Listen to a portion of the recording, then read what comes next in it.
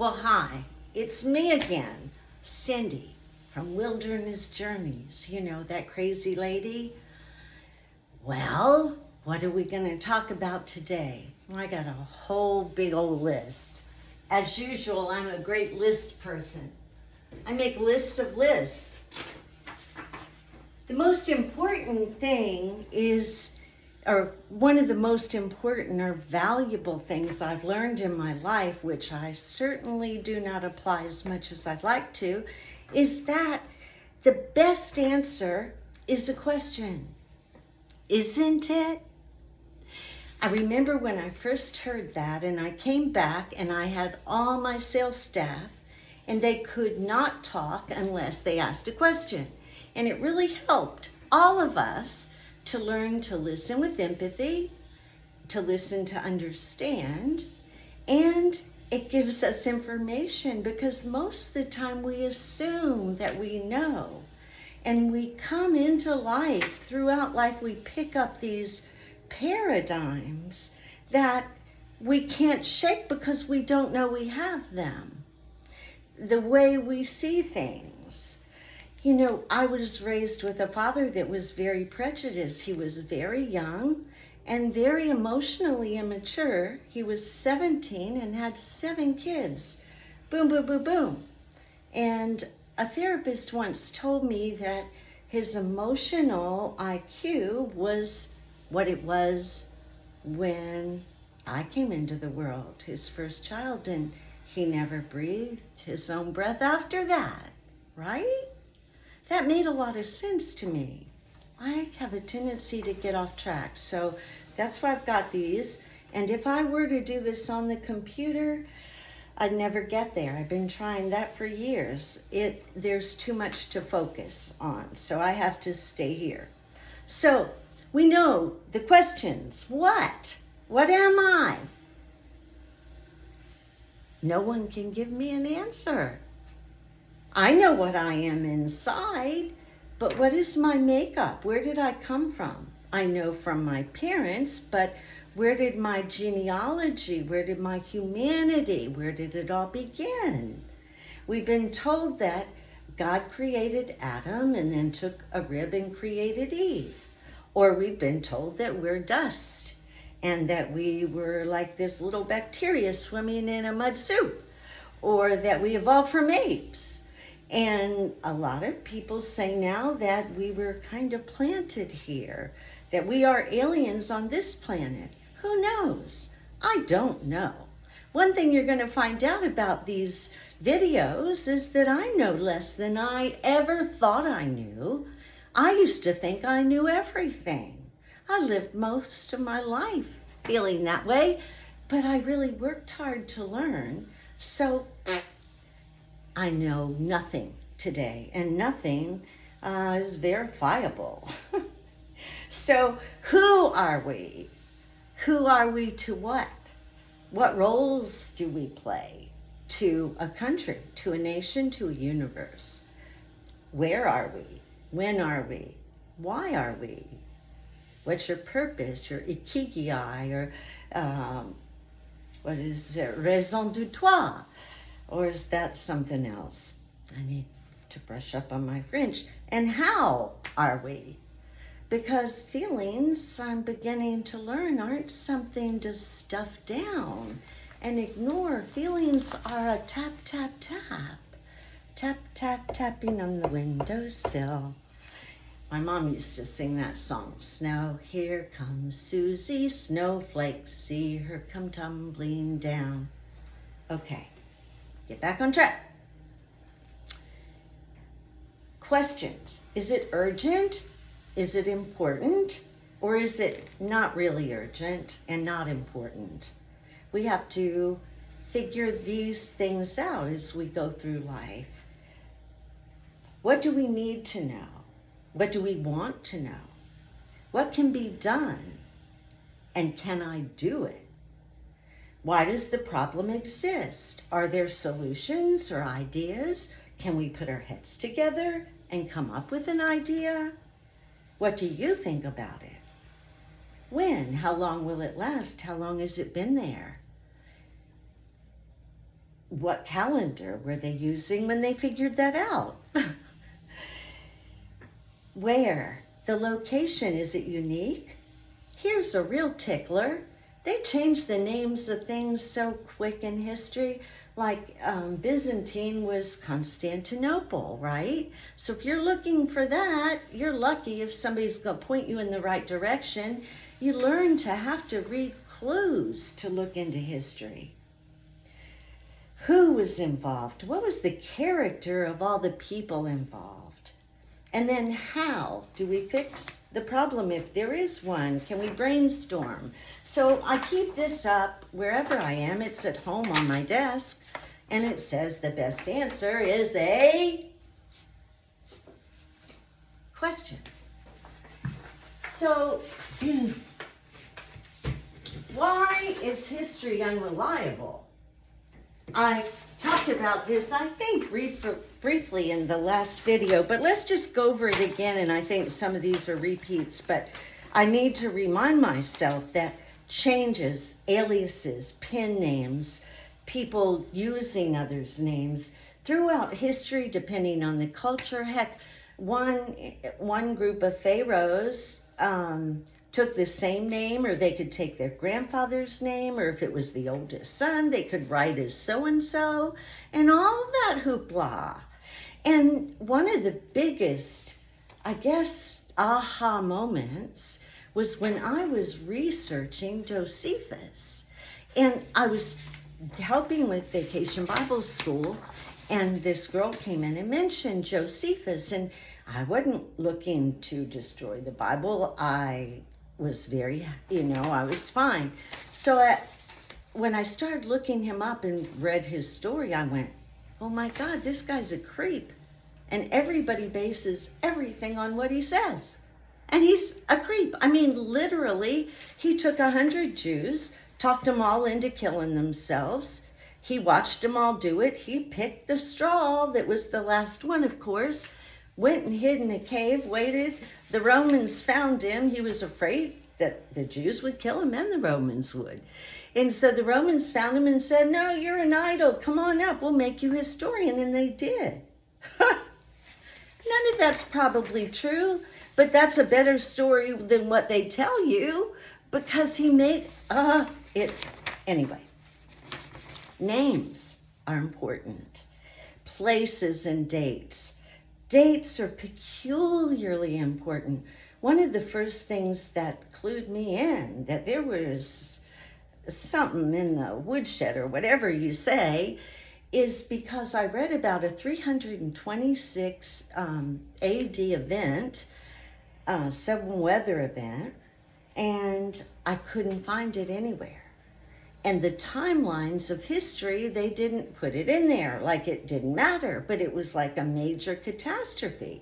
And so then I started comparing timelines and saying, there's a problem here. And it's called categorization, which I need to make a list of on my board, because it's a big deal when you're trying to find truth.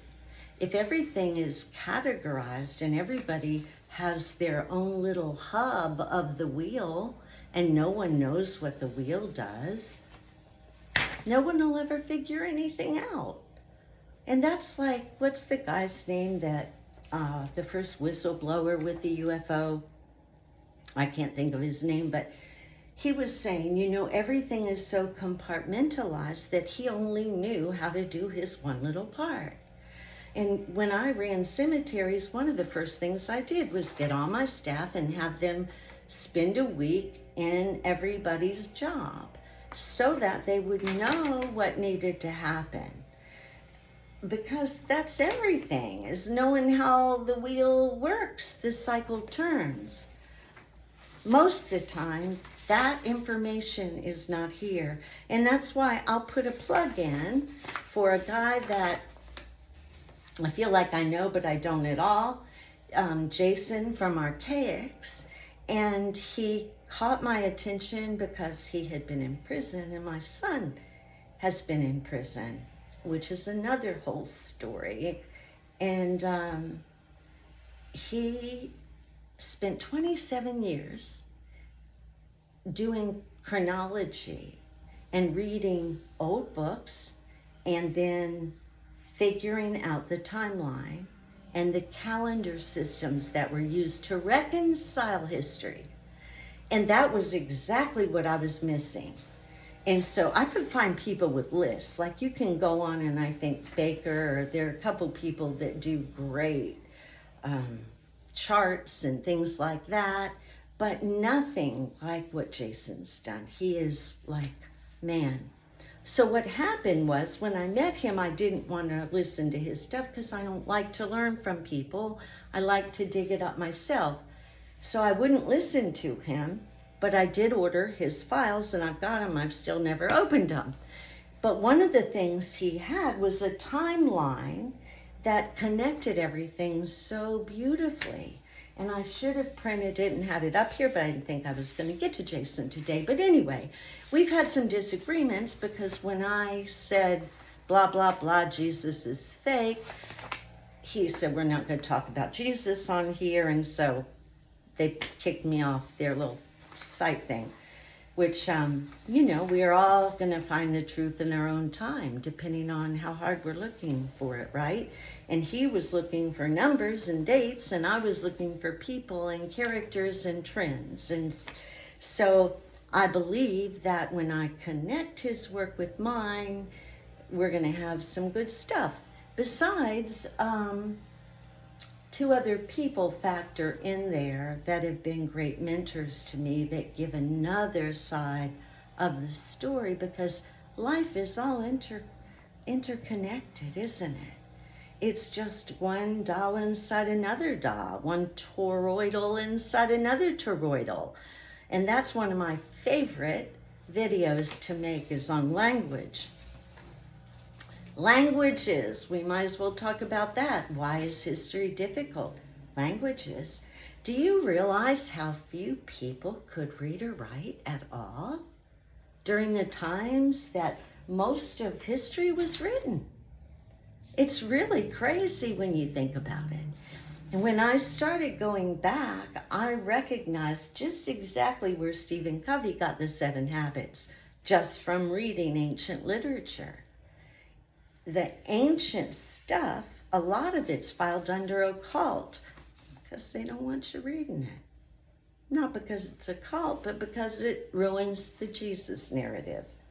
Christians have destroyed more books and memorials and statues, from what I understand, from what I've read in a lot of different places.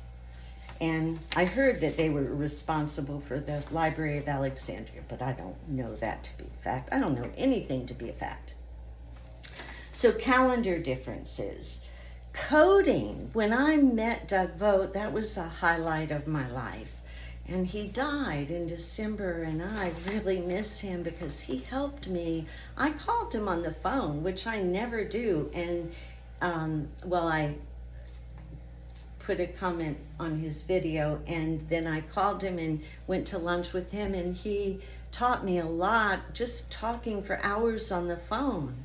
He gave me time, and there was so much of the science that I just didn't understand about the great year cycle and all that. So I've had to learn a lot.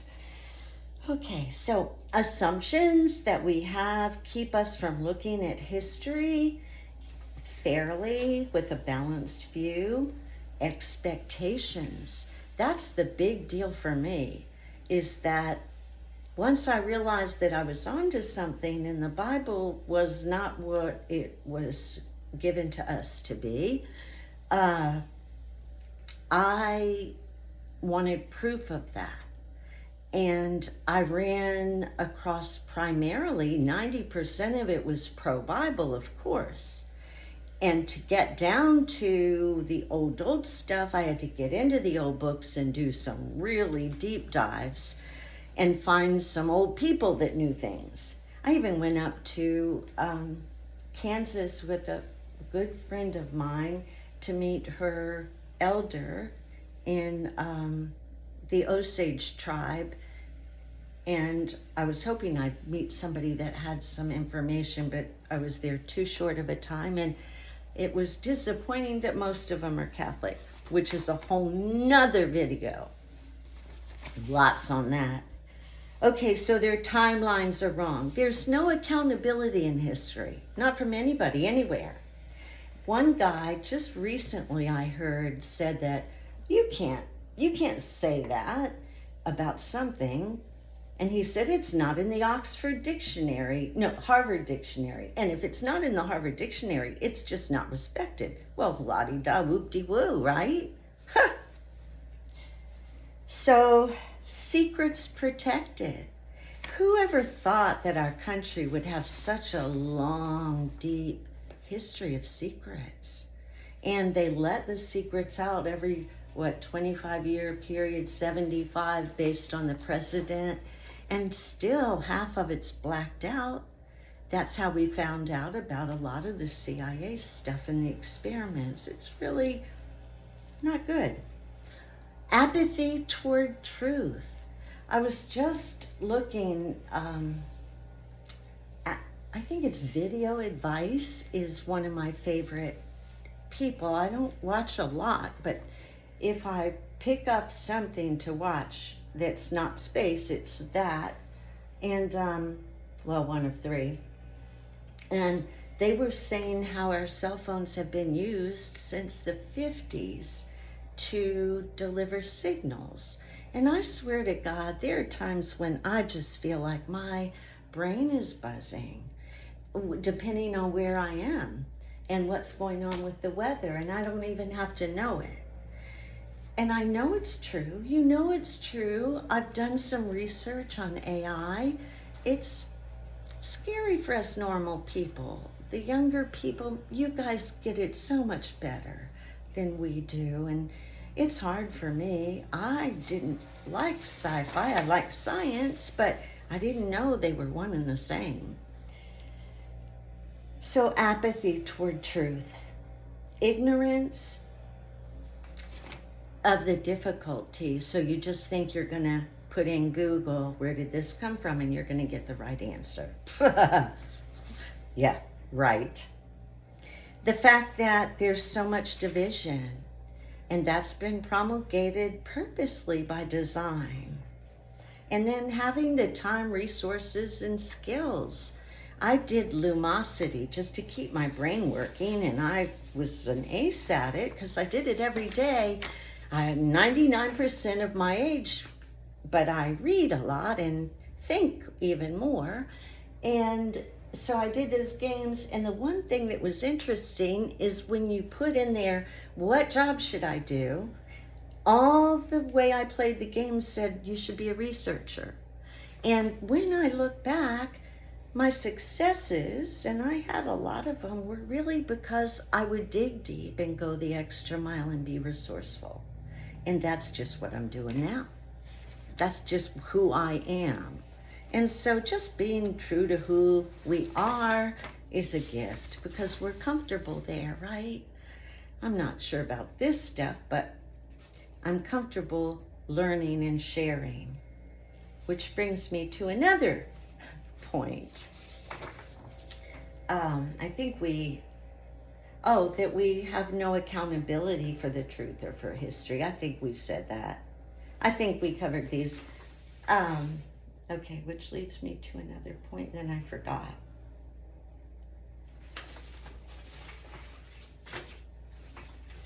Some of the ways that I've been able to be resourceful and find information, I first got really daggone good at it before January, day after the 5th, because of the U and the Z guy. And I was researching that, and I knew what was going on, and I had a couple friends that were kind of talking back and forth with me, and one disappeared, and he knew he was. One day he was on the video and they came knocking at his door. And so I got into some deep stuff, and I knew that a couple times my whole screen would just go black and they'd log me out. And so then I realized that the computer was not the way to go. And So I started looking at old books, and I've got a fortune. They're expensive, and I've got a fortune invested in them. They're worth the pictures. But the other thing, old maps, I'll go, like Hagerstown Library has some great old maps, and I just take pictures of them so I can compare them. But art is older than any story. So we can look at art and compare it with history and artifacts. Unfortunately, a lot of the artifacts have been hidden purposely. Buildings, how they were erected. I'm determined to prove that the steeples in America were conduits. I just know that. There were pyramids here. We've been lied to so much, and I've got tons on that because my son is a direct descendant of Pocahontas. And my 9th great-grandfather in ancestry was John Smith. Get a load of that, right? Tukwinka. It's really kind of crazy. I don't know if we're programmed to do what we do, but I feel like I am. I can't not do it. And it's a spiritual thing and a body thing and an everything, because spirit's everything, and poetry tells so much. I read an old book called Le Clef Hermetique, and in that book they outline the great year and tell the story of what we are not being told, which is my biggest gripe and one of the reasons for this video. Literature, of course, the victors write it just like John Smith wrote his illustrious, beautifully heroic stories about himself, and we believe them. But you learn a lot from those if you consider who's writing it. And then a really cool part is diaries, Bibles, and wills. And my grandfather, Moses Ball, lived next door to George Washington and the Fairfaxes. And so in his diary, in George Washington's diary, our family, my Moses, my great, I think 9 or 10 grandfather, no, would have been 7 or 8, grandfather was in George Washington's diary. And I've got a copy of it over there, and I'm going to get it out and show it. Okay, so calendar cycles is going to be the next video, and talking about the chronology, the king's list, the changes, the numbers, how they connect so perfectly that things aren't as they seem. The numbers are too perfect. It's impossible. And then talk about theory. That's what I intended to get to today. Theory. Because theory, the way we see things, what has the Bible done to us relative to programming the way we see? We see sin. We have a sin consciousness, right? We know that we're forgiven, so we can do anything. We're hoping that we're going to go to heaven, so we obey the church. We think that people are saints, even though the Bible itself says, call no man father. We make a choice without any accountability for what we're choosing.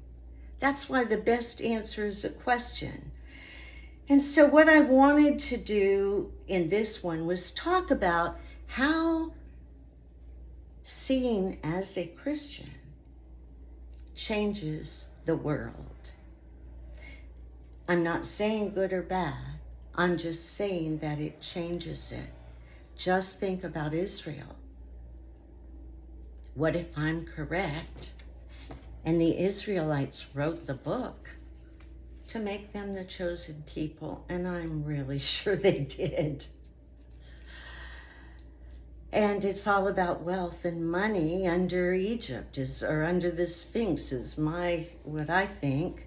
But again, that's going way out there. But But that's important to think about why and how we see things and what it causes us to do or how it causes us to treat people. Because we're supposed to be collectively human. We're supposed to embrace each other. No, we're not equal, not at all. But we can respect and embrace each other because in some ways we are equal. It's just hard for us to see because we see from a paradigm, right? Too much. Over and out. I have so much material, I'll never get finished, but I'm gonna keep moving forward.